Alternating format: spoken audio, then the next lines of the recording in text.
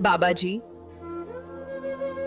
क्या बिना भक्ति के आत्मा को शांति मिल सकती है? क्या असली शांति केवल भक्ति में ही है। धन, पद और मान सम्मान थोड़ी देर के लिए सुख दे सकते हैं, मगर आत्मा को स्थायी शांति नहीं देते। आत्मा की प्यास प्रभु के नाम से ही बुझती है। बिना भागती आत्मा सूखी रहती है। जब प्रभु से जुड़ती है तभी उसका सच्चा विश्राम मिलता है। बाबा जी, गुस्सा आने के बाद पछतावा क्यों होता है? बेटा, गुस्से में बोले गए शब्द तीर की तरह होते हैं। जब शांत होते हैं तो वही तीर अपने ही दिल को चोट पहुंचाते हैं।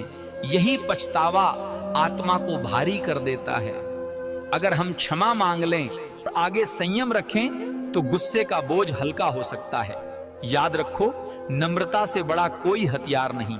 बाबा जी, अगर हमें भगवान दिखाई न दें तो क्या इसका मतलब है वो पास नहीं है? बेटा, प्रभु को आंखों से नहीं दिल से देखा जाता है। हवा दिखती नहीं पर हर पल साथ है। उसी का भगवान भी हर जगह मौजूद हैं। हमारी नजर दुनियावी चीजों में अटकी रहती है, इसलिए वो छिप जाते हैं। जब मन को भक्ति में टिकाओगे तो एहसास होगा कि वो तो हमेशा पास थे। बाबा जी, क्या भगवान हमें भजन और ध्यान से ही मिलेंगे? क्या? भजन और ध्यान आत्मा को साफ करने का साधन है। जब मन दुनियावी गंदगी से हटकर प्रभु में लगता है तो आत्मा हल्की होने लगती है। ये हल्कापन ही हमें प्रभु का अनुभव कराता है। भजन और ध्यान से मन स्थिर होता है और स्थिर मन में ही प्रभु का दर्शन होता है। बाबा जी, जब रिश्तों में मनमुटाव हो तो दिल क्यों टूट जाता है? बेटा, रिश्ते आत्मा की ताकत होते हैं। जब उनमें दरार आ जाती है तो दिल सबसे गहरी चोट पाता है। यह तोतना इंसान को अकेला कर देते हैं।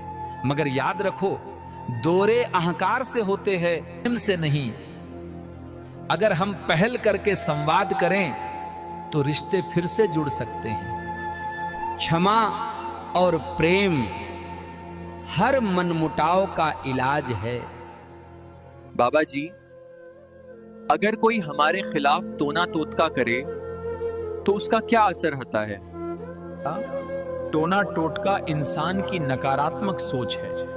ये केवल तभी असर करता है जब हम खुद विश्वास कर लेते हैं। अगर आत्मा प्रभु पर टिक जाए